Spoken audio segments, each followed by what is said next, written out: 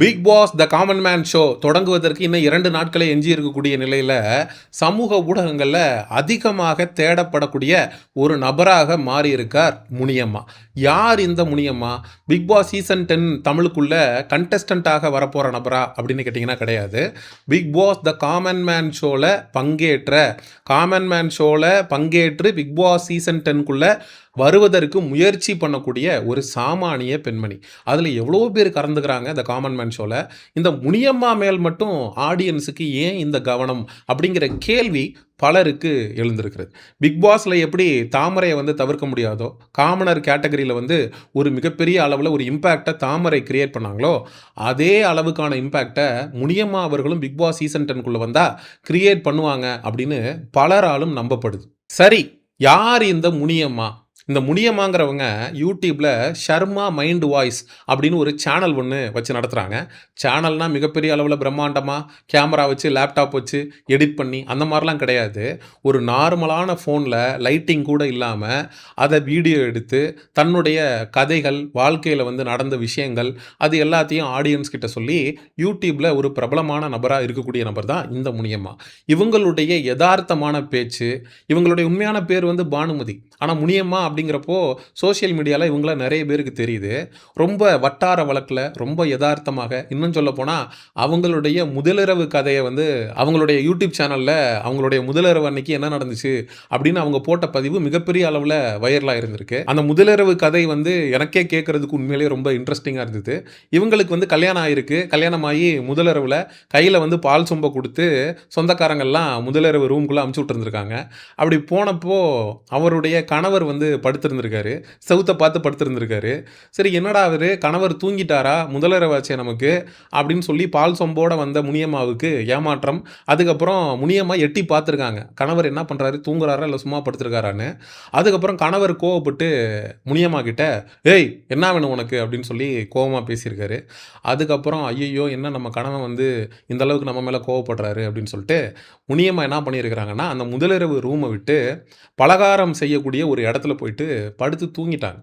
இந்த கணவர் என்ன பண்ணியிருக்காரு, என்னடா பொண்டாட்டி வந்தா எழுப்புனா திடீர்னு எங்கேயோ காணாமல் போயிட்டா, எங்கே போனான்னு தெரியலையே அப்படின்னு சொல்லிட்டு வீடு முழுக்க தேடி இருக்காரு, வீட்டுக்கு வெளியில் போய் தேடி இருக்காரு, ஆள் எங்கே இருக்காங்க அப்படிங்கிறதே தெரில. ஒரு வழியாக அந்த பலகாரம் சுடுற இடத்துல படுத்து தூங்கி கொண்டு இருந்த முனியம்மாவை கூட்டிகிட்டு போய் அவர் வந்து, நீ பாட்டுக்கு வெளில போயிட்டேன்னா என் சொந்தக்காரங்கள்லாம் என்னை பற்றி என்ன நினைப்பாங்க, முதலிரவு அதுவுமா புது பொண்ணை வந்து வெளியில் அனுப்பிட்டு நினைக்க மாட்டாங்களா? அப்படி தான் முனியம்மாவுக்கும் அவங்க கணவருக்குமான அந்த வாழ்க்கை அப்படிங்கிறது தொடங்குது. அவர் வந்து இரவு முழுக்க அவருடைய குடும்பத்தை பற்றி, அக்காவை பற்றி, தங்கச்சியை பற்றி, அப்பாவை பற்றி, அம்மாவை பற்றி, நீ எப்படியெல்லாம் வந்து என் குடும்பத்தில் இருக்கக்கூடிய நபர்கள்ட்ட நடந்துக்கணும் அப்படின்னு எடுத்து சொல்கிறாரு முனியம்மா கிட்ட. முனியம்மாக்கு அப்போ என்ன நினச்சிட்டு இருந்திருக்காங்கன்னா, தாலி கட்டிட்டா போதும், ஒரு பொண்ணுக்கு வந்து குழந்தை பிறந்துடும், அந்தளவுக்கு வந்து பக்குவம் இல்லாத ஒரு வயதுலேயே முனியம்மாவுக்கு வந்து கல்யாணம் அப்படிங்கிறது நடந்துருது. முதலிரவெல்லாம் முடிஞ்சிருக்கு. நைட்டெல்லாம் உட்காந்து புருஷனும் பொண்டாட்டியும் பேசிட்டு தான் இருந்திருக்காங்க, வேறு எதுவுமே நடக்கலை, பேசிட்டு மட்டும்தான் இருந்திருக்கிறாங்க. இந்த பிக் பாஸ் ப்ரோமோவில் கூட நல்ல நேரம் கூட தள்ளி போனதே அப்படின்னு ஒரு முதலிரவுக்கு வந்து ரெடியாகி ஜோடி 2 பேர் அவங்க வந்து உட்காந்துருக்காங்க. பெட்டெல்லாம் பூவெல்லாம் போடப்பட்டிருக்கு.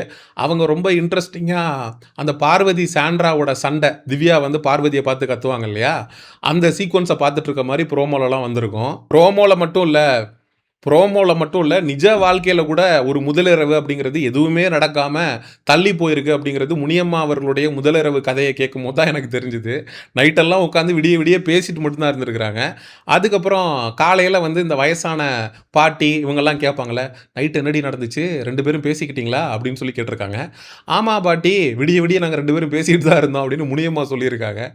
ஏய், பேசினதுக்கான எந்த அடையாளமும் உங்கள்கிட்ட தெரியலையே, 2 பேரும் பேசிக்கிட்டீங்களா இல்லையா அப்படின்னு சொல்லிட்டு சொந்தக்காரங்க அந்த வயசான பாட்டிங்கெல்லாம் கேட்டிருக்காங்க.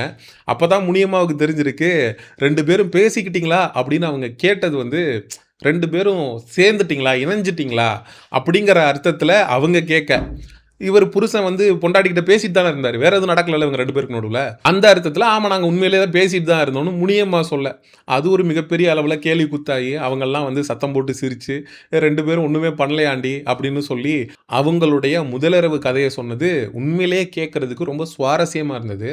ஸோ இது போன்ற நபர்களுக்கு பிக் பாஸ் சீசன் 10 மாதிரியான பிளாட்ஃபார்மில் வாய்ப்பு கிடைக்கும் போது உண்மையிலே மக்களால் கொண்டாடப்படுவாங்க. ஏன்னா மக்கள் இந்த காமன் மேன் ஷோவே தொடங்கலை, ஆரம்பிக்கிறதுக்கு வருடங்களுக்கு முன்னாடியே முனியம்மாவை பத்தி தெரிஞ்சுக்கணும் அப்படின்னு நினைக்கிறதுக்கான காரணம் என்ன? முனியம்மா ஒரு சாமானிய பெண். அவ வந்து ஒரு பெரிய பின்புலத்துல இருந்து வரல.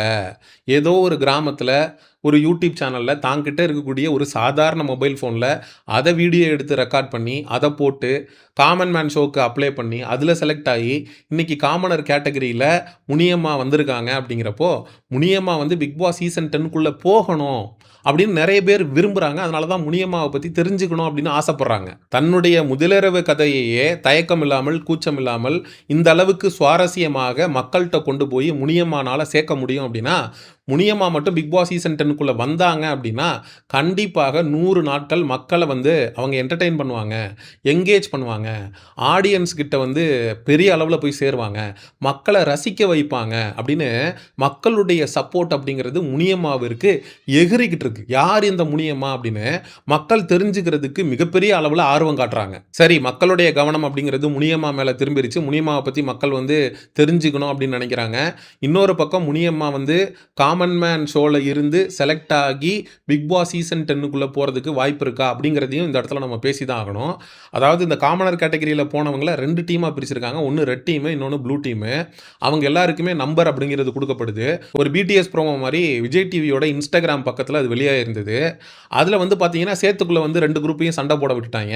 அந்த சேத்துக்குள்ள எதையோ ஒளிச்சு வச்சு அதை வந்து இந்த 2 தரப்புல யார் வந்து தேடி கண்டுபிடிக்கிறாங்களோ அவங்க அடுத்த ரவுண்டுக்கு செலக்ட் ஆவாங்க அப்படின்னு நினைக்கிறேன். அதுல வந்து பாத்தீங்கன்னா 2 போர்டு இருக்கு. அதுல ஒண்ணுல வந்து செலக்டட்னு எழுதியிருக்கு, இன்னொன்னுல வந்து ஆன் ஹோல்டுன்னு இருக்கு. முனியம்மா வந்து செலக்ட் ஆகி அந்த செலக்டர் கேட்டகரிக்குள்ள போய் அடுத்த ரவுண்டுக்கு குவாலிஃபை ஆகி பிக் பாஸ் சீசன் 10க்குள்ள போவாங்களா, இல்லை ஆன் ஹோல்டில் போய் அவங்க வந்து டிஸ்குவாலிஃபை ஆகி காமன் மேனோட வெளியில் வந்துடுவாங்களா அப்படிங்கிறத பார்க்குறதுக்கே மக்கள் ரொம்ப ஆர்வமாக Bigg Boss the common man ஷோவை கண்டிப்பாக பார்ப்பாங்க. கிராமத்தில் ஏதோ ஒரு மூலையில் கல்யாணமாகி குழந்தை பெற்று ஒரு யூடியூப் சேனல் ஒன்று ஆரம்பித்து ஒரு சாதாரண ஃபோனில் வீடியோ எடுத்து தன்னுடைய கதையை கடந்து வந்த பாதையை மக்கள்கிட்ட கொண்டு போய் சேர்த்து இன்றைக்கி காமனர் கேட்டகரி வரைக்கும் முனியம்மா வந்திருக்காங்க அப்படின்னா உண்மையிலேயே அது ரொம்ப பெரிய விஷயம். இது மாதிரி அடிமட்டத்திலிருந்து வரக்கூடிய நபர்களுக்கு மக்களாகிய நீங்கள் ஆதரவு கொடுக்கணும் அப்படிங்கிறதுல எந்த விதமான மாற்று கருத்தும் இல்லை. த காமன் மேன் கண்டஸ்டன்ஸில் முனியம்மாவை பற்றி நமக்கு தெரிஞ்சதை வந்து மக்களாகிய உங்ககிட்ட ஷேர் பண்ணிக்கிறோம் அப்படிங்கிறதுக்காக தான் இந்த வீடியோ. அடுத்தடுத்து வரக்கூடிய வீடியோக்களில் ஒவ்வொரு காமன் மேனில் இருக்கக்கூடிய கண்டஸ்டன்ஸ் பற்றியும் போட்டியாளர்கள் பற்றியும் அவங்களுடைய பேக் ஸ்டோரி என்ன, அவங்க எங்கேருந்து வர்றாங்க அப்படிங்கிறத பற்றியும் நம்ம சேனலில் வந்து கண்டிப்பாக டிஸ்கஸ் பண்ணுவோம்.